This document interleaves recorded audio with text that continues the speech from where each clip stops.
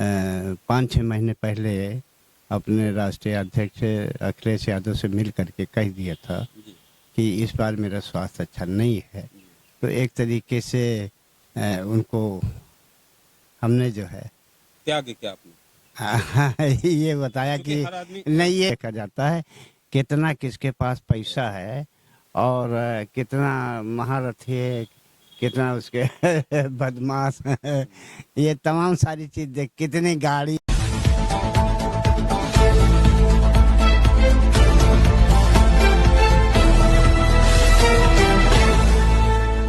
नमस्कार, आप देख रहे हैं भारत दैनिक दर्शन।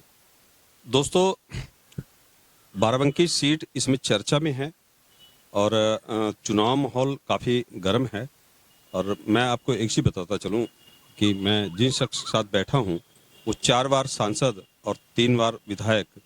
और एक चीज़ मैं आपको और बताता चलूं कि आप समाजवादी पार्टी के सबसे पहले सांसद थे जो सांसद पहुंचे थे और मुलायम सिंह यादव जी के बहुत ही करीबी थे। तो दोस्तों, मौजूदा राजनीति पे इस बार टिकट के बारे में तो कुछ आप लोगों को बताना नहीं है। यहाँ से गठबंधन से तनुज पुनिया को टिकट मिला है और ये बाबूजी साथ में जो बैठे हैं बुजुर्ग हैं और ऐसे पड़ाव पे हैं कि आपके पास इतना अनुभव है तो आपसे कुछ बात की जाती है मौजूदा चुनाव पे, मौजूदा इलेक्शन पे। बाबूजी, सबसे पहले तो मैं आपसे ये जानना चाहता हूँ कि इस बार जबकि आपको जो वोट मिला था 4,25,777 वोट मिला था और पुनिया जी को जो वोट मिला था 1,61,611 वोट मिला था। तो जब वोट आपको जीत के आप करीब थे तो इस बार टिकट क्यों चेंज किया गया, मतलब गठबंधन को टिकट यहाँ क्यों दिया गया, थोड़ा सा क्लियर कर दीजिए। देखिए, ये जो गठबंधन है वो पूरे देश की जो बिगड़ती हालात है वो तो उसको देख करके जो है गठबंधन बनाया गया है।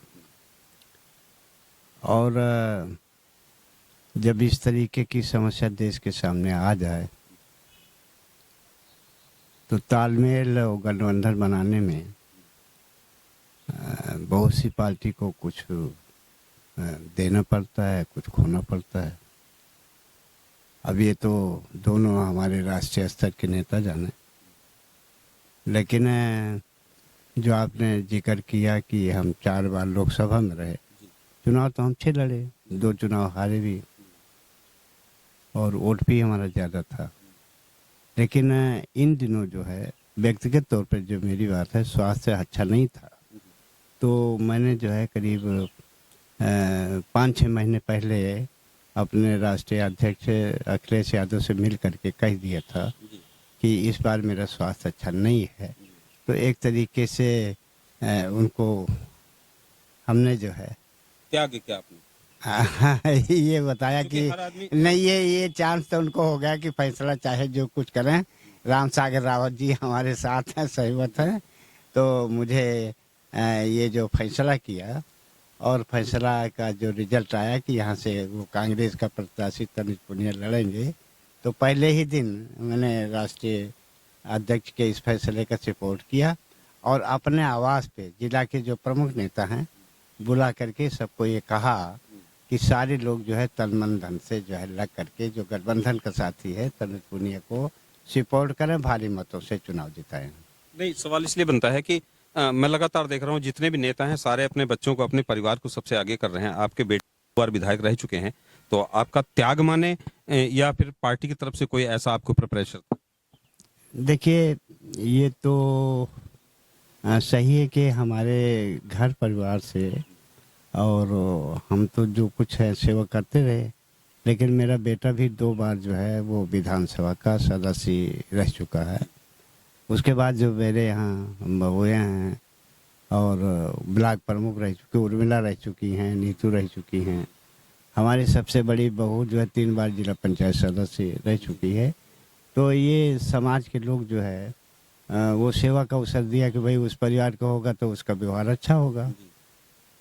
तो ये है कि वो सेवा के अवसर में कोई चुनाव में एमपी एमएलए यही बहुत कुछ नहीं, हम तो लेबर खानदान के हैं और अपने सेवाओं से सबको जोड़ करके हमने परिवार को राजनीति में आगे बढ़ाया, जो सेवा कर रहा है। बाबू जी, एक मैं आपसे ये जानना चाहता हूँ, चूंकि आप तो बहुत अनुभवी हैं, बहुत अच्छे बुरे दिन देखे हैं आपने, जो आपके समय की राजनीति थी और आज की राजनीति में क्या बदलाव आया है? देखिए, वो समय जो है, कौन नेता क्या देगा,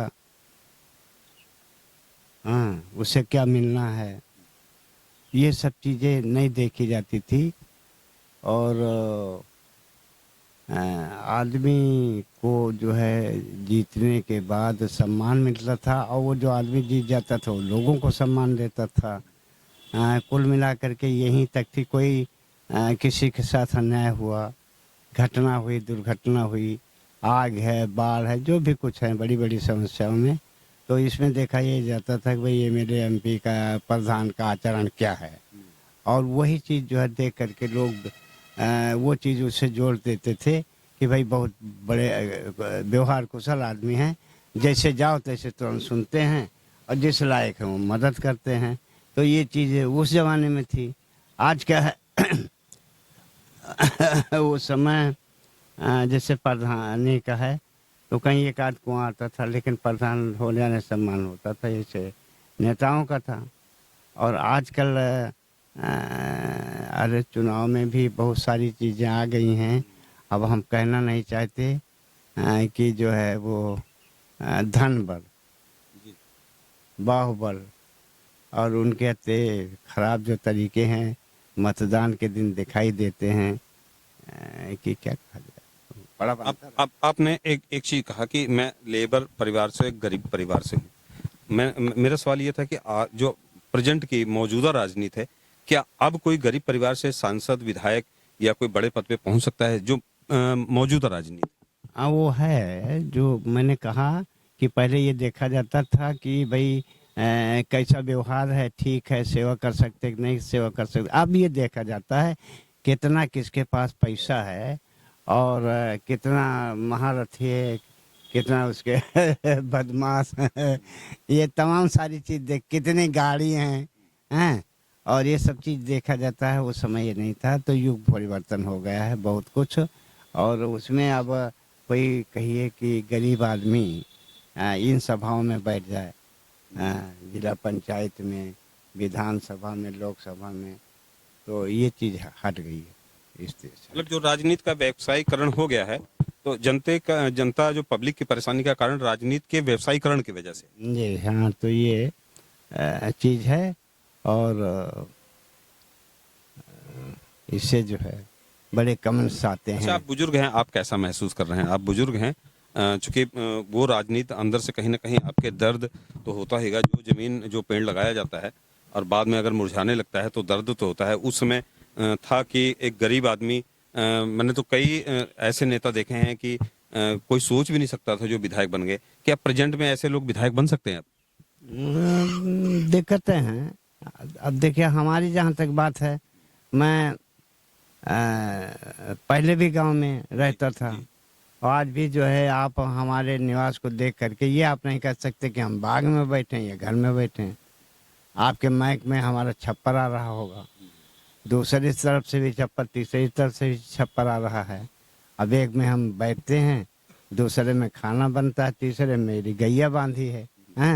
तो ये है कि जो मैंने रहन सहन अपना है इस स्तर से बचपन से रखा कि आज भी सब दरवाजे भी दिखाई होते खुले हैं, लोग आते हैं, अपनी बात बताते हैं, लोग बैठते हैं, तो मुझे कोई बहुत ज़्यादा दिक्कत नहीं होती। लेकिन जो अपने को बिगाड़ लेते हैं, मैं ऐसा अंदाजा लगाता हूँ उनको जरूर दिक्कत होगी, उससे मुझे कोई लेना देना नहीं। अच्छा, एक चीज लगातार बड़े चैनलों पे चल रही है और कुछ लोग बोल भी रहे हैं कि लोकतंत्र खतरे में। तो लोकतंत्र की क्या परिभाषा, और लोकतंत्र कैसे खतरे में बाबू? देखिए, ये जो समाज है वो गांव में आप देखोगे कि आपको पढ़ा लिखा, अमीर, गरीब, सुवर्ण, विकलांग और सब तरह के लोग मिलेंगे। यानी एक तरीके से शिव की बारात। शिव का जो समाज है उसमें सब तरह के लोग कहते शामिल थे, तो गांव में भी सब तरह के लोग हैं। अब ये है कि शिव जो है वो सबको जो है प्यार करते थे और सब शिव को प्यार करते थे। वही गांव में भी है कि जो समूचे समाज को आदमी जोड़ ले वही लोकप्रिय कार्यकर्ता कहा जाता है, हैं? और वही जो है अच्छा लोकतंत्र कहा जाता है। और अगर समझ लीजिए कि जो नेता है कार्यकर्ता है पूरे समाज को जोड़ करके उसके भावना के अनुरूप काम न करे, और ये आज प्रजातंत्र में जो है कमी आ रही है। कमी आ रही है कि कुछ लोग कह रहे हैं मेरे साथ अन्याय हुआ और हमारी बात नहीं सुनी जा रही है। हमारे जो समाज है एकता के बजाय जो है उसको बिखेरने का काम हो रहा है। तो ये है अब आपने तो बड़े उतार चढ़ाव देखे हैं, समाजवादी पार्टी की और केंद्र में कई सरकारें देखी हैं, कांग्रेस की सरकार रही, अब भाजपा की सरकार में। आज तक की सरकारें जो भी आई हैं उसमें भाजपा में और आने वाली जो सरकारें इससे पहले थी उसमें क्या अंतर है? देखिए, जितनी भी पार्टियां हैं और उनमें ये खूबी ये देखी जाती है कि जो प्रार्थना पहले जो शुरुआत में देश की आज़ादी के लिए कि हिंदू मुस्लिम सिख ईसाई आपस में भाई भाई, और नाम तो चल रही लेकिन सब आ गए। तो यही मूल मंत्र सोशलिस्ट पार्टी के समाज सबका है। कभी किसी नेता पार्टी ने जो है धर्म के जाति के हिसाब से समाज को जो है दुराव नहीं पैदा किया, अलग अलग करने की कोशिश नहीं की गई। वीडियो देखने के लिए बहुत बहुत धन्यवाद। यह वीडियो आपको कैसी लगी कमेंट के रूप में ज़रूर बताएं। दोस्तों, भारत दैनिक दर्शन चैनल को अगर सब्सक्राइब नहीं किए हैं तो सब्सक्राइब कर लें, लाइक कमेंट शेयर ज़रूर करें। अगर फेसबुक पेज पे देख रहे हैं तो फेसबुक पेज को फॉलो कर लें। फिलहाल आप देख रहे हैं भारत दैनिक दर्शन। मैं विक्रम सिंह, मेरा दर्शकों को प्यारा प्यारा नमस्कार।